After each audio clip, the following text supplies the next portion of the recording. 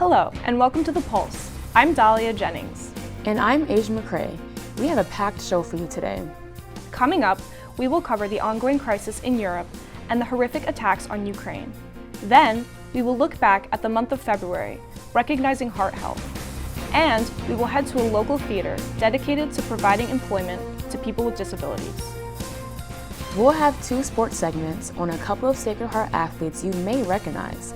And then we'll head to Bridgeport to Connecticut's only zoo, celebrating a rather special birthday. Finally, a Connecticut farm that's been in business since 1741. All that coming up on The Pulse. From Sacred Heart University in Fairfield, Connecticut, this is The Pulse. Last week, Russia invaded Ukraine. The United States, NATO, and countries around the world have condemned the actions of Russia by issuing a series of sanctions with hopes this would deter any further movement of Russian troops in Ukraine. Despite these actions, the Russian economy plummeting, Russia has not backed off these forces, and the damages and the death in Ukraine mounts. A critical round of talks between Ukrainian and Russian officials wrapped up last week without a breakthrough. The United Nations now estimates over 1 million refugees have fled Ukraine, with more trying to leave. Our own community at Sacred Heart shared its support for Ukraine last week with a walk for peace on campus. We will continue to follow this major event. February was designated Heart Health Month by the American Heart Association, and in that spirit, Darien Emergency Medical Services Post 53 held its annual Save a Heart You Love event at its headquarters. Claire Seacrest and producer Christian Abraham have the story. Listen to the directions that the machines tell Analyzing you. heart So rhythm. you'd put on, usually before it'll tell you where to put the pads on. Do not touch the patient. Members of the community were invited to see several life-saving techniques performed by Darien EMS personnel. Each station demonstrated a different way to save a heart. Today we have our Save a Heart You Love event. So this is just one of our Hands for Life events, which is an AHA event teaching community members how to perform hands-only CPR. We added also choking training, AED training, and stop the bleed training. We thought we would just give community members an opportunity to learn basic life-saving skills and spread awareness about the importance of learning CPR. Well, we're doing a little event here where we're teaching people CPR and how to stop the bleed, and texted my mom to come down and learn, and I was teaching her how to do it. It's always a great opportunity to relearn something that you think you already know. I've picked up so much information that it should be an every 6 months event. Agreed. Yeah. So I'm Joe Larshevek. I'm the director at Post 53. This is our Save a Heart You Love event. February is Heart Month, so we're trying to get the community to come down, teach them how to save a life, learn CPR, how to stop bleeding and using a tourniquet. It's been a great turnout so far, so we really enjoy the community support, and our members are doing a great job.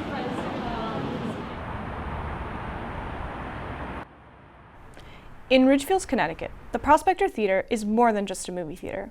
It's a place that has given those who work there a chance at life. At the Prospector, 75% of all employees self-identify with a disability, but that's not stopping them from sharing their sparkle with the world. I have the story. The theater is a 501 nonprofit dedicated to providing competitive and integrated employment to people with disabilities through the operation of a premium first-run movie theater. You'll be able to pick up your favorite snacks while also supporting their employees, who are referred to as prospects, and are encouraged to sparkle, shine, and transform their passions into professions. One such prospect, Katie, is proud to be able to pursue her passions at the theater. I started off in the production team, just learning how to do photos and videos well, and I now work with the graphics department here, and I do the weekly newsletter that gets sent out, and I started doing the town flyer and the weekly preview that goes out to other businesses, and then we hand to guests when they come to see a movie. The theater also utilizes many different types of technology to help their disabled workers, including an iPad app that reads dollar bills. I have Kenny, who is very limited. He is legally blind, but he can see shapes. So if you put money on the black counter, he can see the shape. And then we just help him open up the app with the iPad and we hover over the money. And as you can hear, it tells you the amount. So this way he knows what he's dealing with. He can make change. So we're going to put the money back. And in the drawer, we have some braille for the amount of money. We have 50 plus, 20, 10s, 5s, and 1s. So he can feel where to put that money. He'll know the 10s go here, and if he's making change, he knows to go to the 1s and the 5s. For moviegoers with disabilities, they can rent equipment to help make the experience better. They can also leave a review on how the equipment works for them. What they borrowed, the headphones, the cup holder, then their name, and then we ask them when they come back, please give us a description of how the experience was. In a world where disabilities are seen as a burden, this theater's core message is all about finding your sparkle, as emphasized by the sparkling art murals made by staff. Find what your sparkle is. Go deep down inside you to find out what you like to do the most. Because I am huge into photography and production, and I didn't think I'd be doing what I do here. So don't give up, have hope, and you'll be able to find your own sparkle. Daya, what was it like meeting these young people? You know, it was a really fun experience. I think that they were a very inspirational group of people, and the message of the theater is, I think, really important to share, especially in today's world. So, coming up after the break, 2-star athletes at Sacred Heart making their mark in the sports world.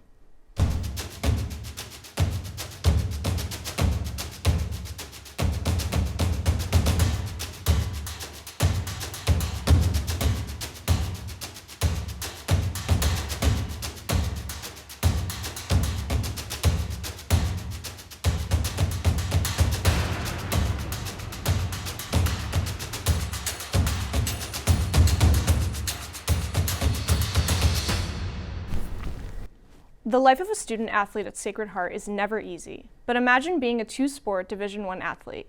Will Pesek caught up with Kenny Womack on his busy schedule. Meet Kenny Womack, a sophomore from Upper Marlboro, Maryland. He is not your stereotypical college basketball player. He plays two sports. Both happen to overlap with each other during the season. Kenny is a wide receiver for the Sacred Heart University football team and a guard on the Sacred Heart University basketball team. His basketball coach, Anthony Latina, said he knew coming in Womack's priority was football. Well, you know, the way it worked out, again, he's here primarily for football. That's his number one priority. So, you know, when we made that decision and he's on a football scholarship, that football would take precedent over basketball. So we knew that going in. And you know, he's kind of, you know, anything we get from him is a bonus, just because he is considered a football recruit in that regard. So it was it was an easy decision for us because he's such a quality kid, he's such a hardworking kid, he's such a high character kid that we felt like someone like that being part of our program could never be a negative. Kenny and his father put together a highlight reel of Kenny's senior year at Bishop McNamara High School. Playing two sports was something Kenny has done his entire life, so it was very important for him to get the opportunity. I played two sports all my life. It was literally in the fall, football, then transition to basketball.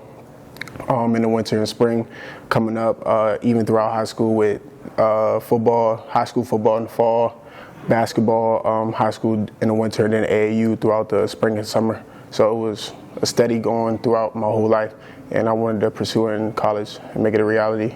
During the 2021 season, wide receiver Kenneth Womack suffered a fractured ankle that lingered into the basketball regular season.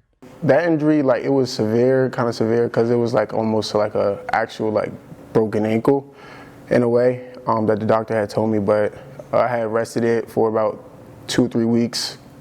Missed the first game, actually, came back second game. It was lingering throughout the whole season pretty much, but throughout the season it steadily progressed. I maintained it, had a pretty decent season for myself.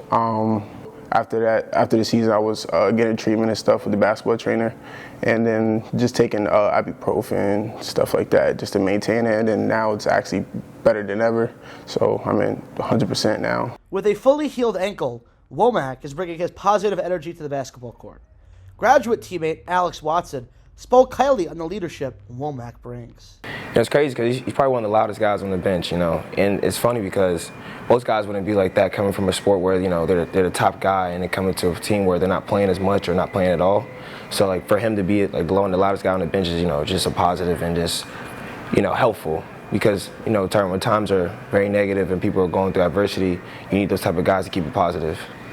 Kenny is loved by his teammates and coaching staff for the work ethic he brings both on and off the field and the court. Playing two sports at a competitive Division I level is extremely difficult, but Kenneth Womack showed he is a very inspirational person to each and every single one of us. Reporting from Fairfield, Connecticut, this is Will Pesic, Sacred Heart Sports Media. Up next, we have Joseph Shank-Lepore here with us for an inside look into one of Sacred Heart's star football players and what he has planned after Sacred Heart.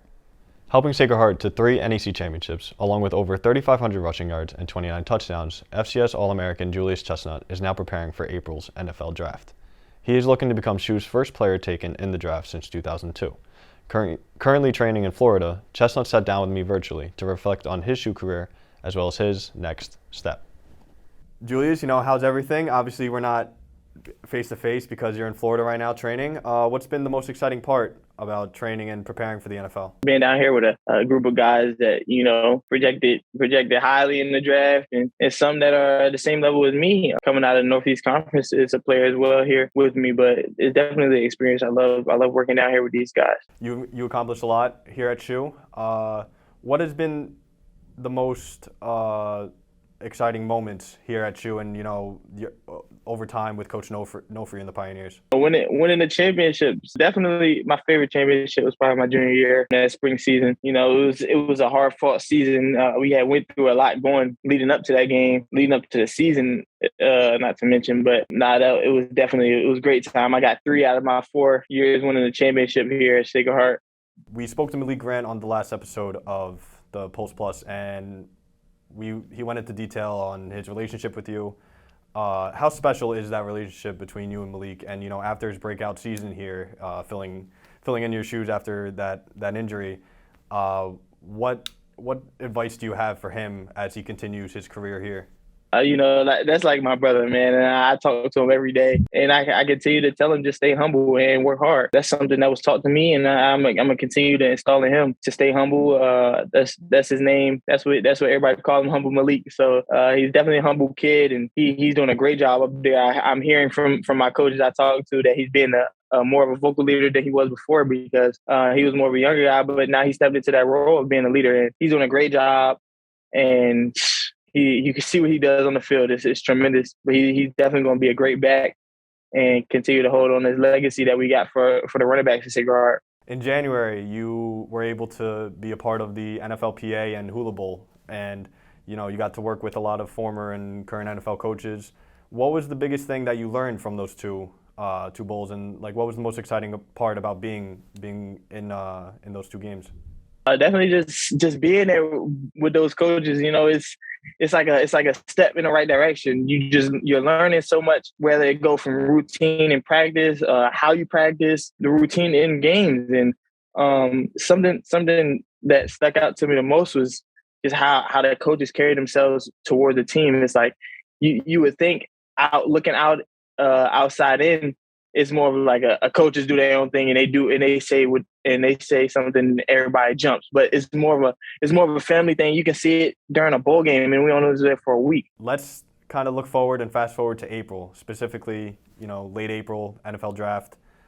There hasn't been a player taken from Sacred Heart in the draft since 2002, I think. So it's probably 20 drafts since. How would you feel, any point throughout those 3 days that you get your name called? How special would that be? Yeah, it would be a dream come true, not only for me but for my family. My family sacrificed so much to get me to where I'm at right now, and just to be able to hear my name called is just something that a lot of people wish that they're able to do. And it's only a certain amount of picks in the NFL draft, and to be called one of them is I don't know how I would feel at that moment, but I could imagine that I would just be heartwarmed and just I try to enjoy every minute of it. Julius, thank you. Good luck with the rest of your training and, obviously your future endeavors and stuff. And from The Pulse, this was Joseph Singapore, and this was The Next Step. After the break, we'll head over to Bridgeport to celebrate 100 years of the state's only zoo. And then we'll go to Middlefield to visit a farm with a lot of history. All that when we come back from the break. After all your hard work, the studying, practices, and rehearsals, you deserve the best for what's next. The best in Connecticut higher education. Outstanding nursing and health professions programs, premier learning facilities and world-class tech labs, a nationally ranked business school, modern residential, social, and recreational facilities, championship D1 athletics, and pro-level performing arts. Make your next step the best step. Apply now to Sacred Heart University. The Beardsley Zoo in Bridgeport is the only zoo in the state, and this year the zoo is celebrating its 100th anniversary. John Kane has the story. The Beardsley Zoo on the north end of Bridgeport opened its doors in 1922, showcasing a menagerie of animals donated to the zoo by the Barnum and Bailey Circus. For its 100th anniversary, the zoo will be hosting a number of events this year in celebration. We're celebrating 100 years of existence. When it first started 100 years ago, it was really just a thought in one of our park commissioners' minds that perhaps Beardsley Park should have a zoo in it. Beardsley Park was being designed by Frederick Law Olmsted, so that is a very important landscape architect that actually designed Beardsley Park, but didn't have a zoo involved. How did that get together? How did they get the zoo together with the park? It was a Barnum thing, and people don't realize that Barnum was actually the mayor of Bridgeport. They used to winter Barnum Circus in Went Field in downtown Bridgeport. In addition to the dozens of species at the zoo also hosts some of Bridgeport's history. The zoo features the original wooden horses, which were once housed on the city's now closed Pleasure Island Carousel. You can also take a ride on the zoo's updated carousel, which features artwork representing the zoo's history. The 100th anniversary, our first real big event, is going to be opening up our new Andean bear habitat. And that is a $2.5 million project that we'll be opening up for our 100th anniversary. So that is a year, we're gonna have probably a ribbon cutting, and we're gonna have all that stuff going on, and keep alert in our Facebook page and our website for that. But that really is a big thing for our zoo. This is one of the big hopes that when you're in a zoo business and when you're a zoo person, you hope that somebody will walk up to the tigers and see the tiger and make that connection. Once they've made that connection and they find out from one of our programs or go online and go onto our website that how endangered these tigers are, and right now there's a bill in the federal government to save big cats, so maybe they go back and become an advocate for these animals. You can find out more about the zoo and the upcoming events celebrating the zoo's 100th anniversary by visiting the zoo's webpage at beardsleyzoo.org. I'm John Kane for The Pulse. Over the Hills in Middlesex County is a farm that is expanding its history of sweetness to the Elm City of New Haven. Stefan Ayanian has the story for us. About a half hour north of New Haven, in the small town of Middlefield, Connecticut, lies a historical landmark called Lyman Orchards that has been a staple for over 200 years. Lyman Orchards has been recognized as the 12th oldest family-run business in America going back to 1741. Picture a scene if you can, 281 years ago, when this place was 37 acres of land and has now transcended itself to 1,000 acres of rich and sublime landscape. The farm market has a variety of assortments, from apples to applesauce, jars of honey and jams, and their bakery section where they have all the sweets you could possibly want.